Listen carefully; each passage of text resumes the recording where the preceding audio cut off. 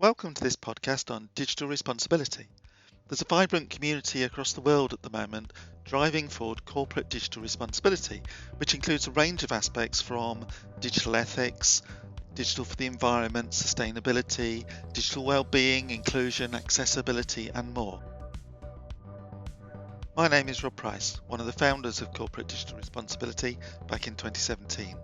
If you'd like to know more, have a look at the website corporatedigitalresponsibility.net. Hello, everyone, and welcome to the third episode of the second season of the Corporate Digital Responsibility podcast. Rob and I are here again today, and we've got a very special guest this time, Sarah Atkinson. Sarah, would you like to introduce yourself?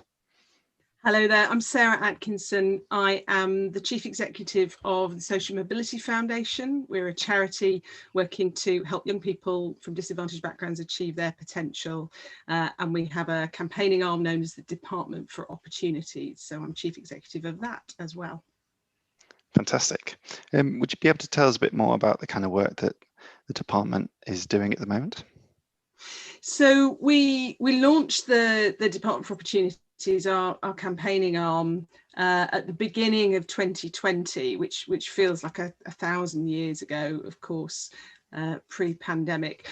Social Mobility Foundation has worked to make a practical difference to young people for 15 years now. And the Department for Opportunities was really about taking all the things that we knew from working directly with young people on programs and trying to make a sort of bigger change and influence on a bigger stage in terms of taking that same kind of practical positive attitude and taking it into campaigns and advocacy opportunities to get social mobility and inclusion talked about, and the issues and barriers that get in the way of young people being able to achieve their potential kind of better talked about, but also making a difference, making a change. We're always, our watchword is always a practical difference. So we don't just want to talk about the changes that we all need to make. We really want to do things, and we want to activate other people to do things. That's why we're called the Department for Opportunities. It's shortened to DO, because we're about everybody can do something to make a difference. It's such a cool name. I love that. It grabs the imagination. It's really cool. And social mobility and inclusion, I guess, in how it looks to society has probably changed quite substantially over the years. In some respects, in that now it's an element of being inclusive in often a digital society, one that's online, and a lot of the opportunity is derived from access to or technology, social media, platforms, eBay, etc. Is that something you're seeing more and more of, Sarah? That's right. I mean, social mobility has been a problem in the UK. It's a problem in every developed economy in the world. But the nature of how social mobility kind of plays out has changed. So it's still true, as it's always been true, that where you grow up, what your parents do, and where you go to school really predicts and determines your career outcomes. Technology brings more opportunities. Technology should mean that the places that you grow up and some of those barriers around the accessibility of opportunities should be less, and in some cases they are less, because young people through technology can access opportunities and knowledge and understanding that they've never been able to reach before.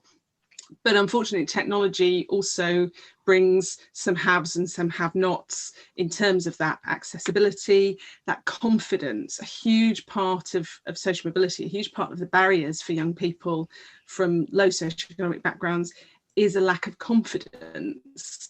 And of course, if you're not confident in handling and understanding technology and navigating the digital world, then you can so easily be left behind and left out of opportunities that are available to your more privileged peers who've been navigating digital opportunities and using modern technology, throughout their childhood. So unfortunately, it should bring new potential, and it does bring new potential, but it also brings new barriers and kind of compounds the barriers that exist. So it's another dimension in which the unfortunate truth that your background is a significant determination above your aspiration and your talent. It's another dimension across which that plays out.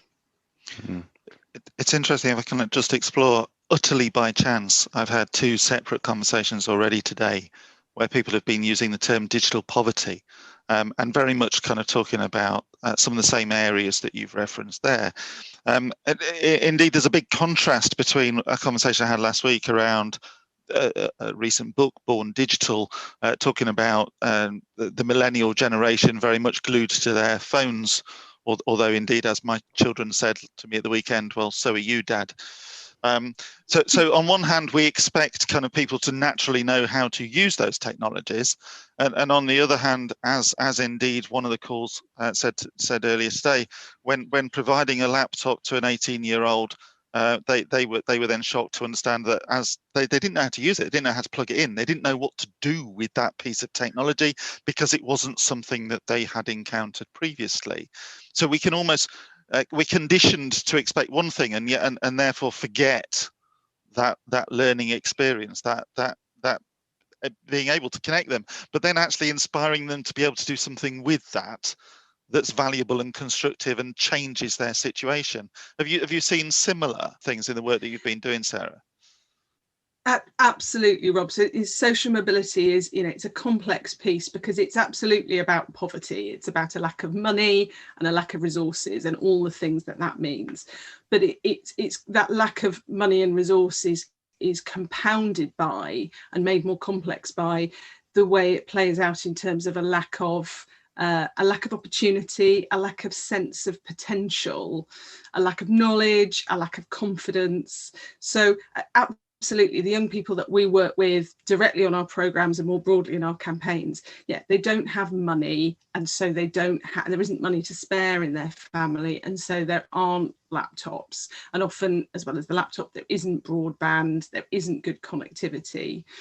There also isn't much space. These are young people who are not living, again, the family is not well off, so the home is not large, the private space, the quiet.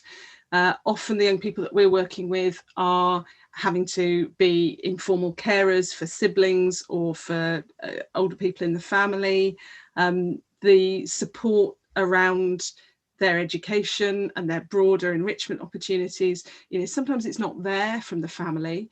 Sometimes the family is hugely supportive, but again, they don't know what's possible. If you're in an environment where everybody who has a job is working in a manual job or a frontline job, nobody's using technology for design or for access to enrichment or for broader opportunities, then you don't know what's possible, you don't know what you can do. And so it's rarely a lack of aspiration, because our young people are hugely ambitious and hugely aspirant, but it's about not knowing what's possible, not being supported to see what's possible, not being supported to experiment and try things out and take risks, because you're not in an environment where risk is possible to take or safe to take, or you've got the kind of leeway to play around and try things. So all of that complexity, alongside the pure simplicity that if you don't have much money, then you don't have much stuff, can really play out to narrow the boundaries for young people in exactly the way you've described.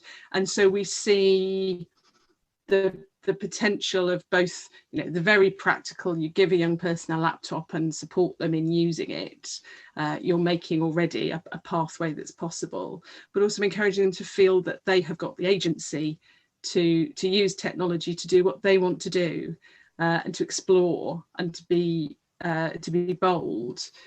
It's that alongside the technology itself that can bring such exciting unlocking, because giving young people agency is what's really all about. Absolutely. I think a lot of our early thinking about digital inclusion highlighted that it extends far beyond just physical access to the technology. It of course does represent that as well, but also the confidence, the education, the trust of technology that a lot of us take for granted. I work in the digital sphere, so it's a major part of my job. But a lot of my passion for corporate digital responsibility derives from the experience of my gran, who has a very different experience of the digital world, one of fear and distrust, and people calling up and saying there's something wrong with your laptop. Can I get access to your account, please? Or not knowing what financial what online banking means for her, and whether she's going to put too many zeros on the end of something. And there's a real fear and distrust that engenders within certain populations in our society, and that's a real, as you mentioned before, externality of this progression that we've gone on so far that we maybe don't talk about so much. Have you seen, how do you see the impact of all this on society? Because I guess it has impact for the individual, but also for society more broadly too. Yeah, it absolutely does. I mean, the case for social mobility as part of inclusion, as part of an integral part of any commitment to inclusion, I mean, is about individuals, and it's about fairness. You know, when you have young people with potential, for whom the happenstance of where they're growing up is what's affecting them, you know, that's wrong. It's wrong, and it's wasteful. It's wasteful of their talent, and it's wasteful of their opportunities, and that plays across more broadly for employers, on a sort of, you know, on an organizational level, on an enterprise level, and it plays out across a systems level for society. Because if we have a society where it doesn't matter how hard you work or how good you are, other things will determine whether you're successful, you know, the message that sends to young people, to everyone in a community, is absolutely the wrong message for a successful economy and for a successful society. One of the things that we've seen through the pandemic is that the impact has been both to highlight the extent to which background is affecting and family circumstances affecting how you're navigating the pandemic. And it's also created new barriers and new challenges. But I think it's also really raised people's understanding that that's not the way we want it to be. That's not good on any level for communities that feel left behind, for groups of young people that feel left behind, for organisations that want to nurture and support talent and find talented people, or on an individual level, from human to human. If I am getting through the pandemic relatively comfortably and well because of my situation, and you are getting through the pandemic much more difficult, and it's impacting much more on you because of your family circumstances, on a human to human level, that just doesn't feel like the way we want it to be. And I think, you know, we have an opportunity at the moment. There is significant change going on across communities, across the economy, across organisations, and the chance to say, let's really seize this opportunity, because big change is happening anyway, to really target social mobility and to target those kind of opportunities particularly for young people. You know, that's exciting. So much about what the pandemic has done is depressing and makes us angry and makes us sad, but there is also this opportunity to really be different and really think radically, that feels very exciting and feels very much supported by you know, the public as a whole and conversations that we're having. And I think we've talked before, I definitely agree with you in terms of that stronger sense of community, that desire to do the right thing to ensure that we aren't facing this degree of challenge as we go forward over the next few years. By doing better by society is absolutely kind of the heart of the conversation that we've been having time and time again. To help you and to help kind of you have more impact as a charity in terms of supporting people, what do you want organisations to do differently? How can they better address some of the things that we've talked about, either directly themselves or indeed through supporting you in the initiatives that you're driving? So I said at the beginning, our focus always, whether we're working on programs with young people or supporting employers to prioritise social mobility, or working on campaigns like the End Laptop Poverty campaign that first triggered this conversation with us, it's always about a practical difference. We want you to notice and understand the barriers that are causing these difficulties and preventing young people achieving their potential. But then we want you to do something to make a practical difference. So the End Laptop Poverty campaign that we're running is a really good kind of practical example. 1.8 million children in the UK don't have access to a device. That's what Ofcom thinks. That's always been a problem. It's always been a problem for education and for broader enrichment and for access. But it's enormously more significant a problem now, as we're operating in a largely virtual world still, and as so many opportunities to engage in the world are going to keep being digital, and as that confidence to operate digitally is going to keep being something that everybody's looking for. So on a practical level, we are making it possible for spare devices to be donated. We wipe them, we get them to young people who wouldn't otherwise have access to technology. You can get in touch with us, give us your devices, we will loop up with it. We will either use them for the young people that we work with directly, or we'll link up with another charity. We've got a network, and share those devices. And it makes a real tangible difference. It closes that gap. It uses what employers and organisations have got, which is technology, and it uses it to make a practical difference, not just to put that device in a young person's hands so that they can practically access, but it says, we know it's not right that you shouldn't have this. We're prepared to make that connection, make that support. We want employers to invest in young people. We want them to prioritise the communities, the disadvantaged young people in the places and in the communities that are being left behind.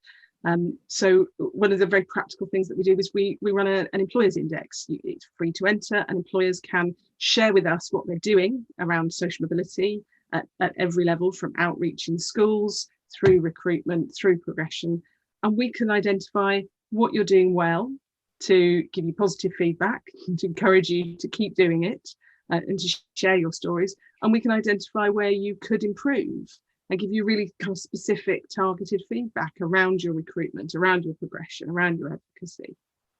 So we're really keen for employers not to get lost in what feels like a big, impossible, difficult gap to close, but to really take some kind of practical steps to say that social mobility is important, to show that commitment, enter the index, work out what you're doing, work out what you could do better, connect up with us to share your devices, to make a donation of devices, to pass them on to young people, to give a vote of confidence in their future. There's so much that we can do, and there's so much knowledge and opportunity to open up pathways to young people that any organisation who employs people has a wealth of practical advice and opportunity to offer. And the brilliant thing about my job is I get to see the difference that makes every day when you share knowledge with young people, when you show them a pathway that's possible, when you give them the technology to get involved. It makes such a difference so quickly. They have the talent, you don't need to give them that. They have the aspiration, but it gives them the possibility to do something with their talent and aspiration to make it happen. It's the most rewarding thing in the world. I can quite imagine. That's fantastic and very inspiring, actually, the work that you're doing, and the opportunity you're helping organisations to make a real tangible change. It's actually kind of uncommon in corporate digital responsibility at the moment when we talk about these threats to society and these theoretical conversations, that you have such a clear practical step that we can take to make a little action to make a big impact. It's great. And perhaps to finish the conversation, Sarah, and take us to our conclusion. What's the end goal for End Laptop Poverty and Department for Opportunity more broadly now? Have you got any targets or things that in the longer term you want to see come about as a result of your work? Yeah, so we, I mean, on a very practical level, if 1 in every 14 unused laptops in the country was donated, every child in the UK would have the tools they need to learn. Now, we're not in the business of being anything other than really kind of bold and audacious. So we want every child in the UK to have the tools they need to learn. We want to keep pushing to close that gap on that practical level, but we also want to really build the understanding of why it matters, why taking practical action to support young people who are disadvantaged matters. So I think if we can both on a practical level start to close that gap, see young people getting access to devices, using them, being able to be confident, but also seeing the switch back into employers thinking, God, that made a big difference, that little thing that I did. I feel inspired by the change I've been able to make happen, and I want to ask, what more can I do? What's next? Because we know that devices and connectivity and confidence and skills and space, all of those things are actually what you need to really create digital inclusion. So the end game is actually igniting employers and others who can take action to say, I've done that, what's next? What else can I do? Those are the conversations I really love to have, because that's when you've got someone using their business brain and really saying, okay, I'm excited, I want to do more with it. So that's the end game, really, is that not only that we are able to connect young people with the technology, but we're able to connect employers and others who can act and who can make a difference here to really ignite their own commitment to say, we're going to think more about what more we can do. We're going to keep pushing on this. Fantastic. That's very clear, and hopefully these companies see it as an investment in their future workforce, in their future upwardly mobile employees that have diversity and new drive, and take them into the new worlds along the way. Fantastic. Well, that's been incredibly interesting, Sarah, and thank you so much for your time on the podcast today. Thank you very much for having me.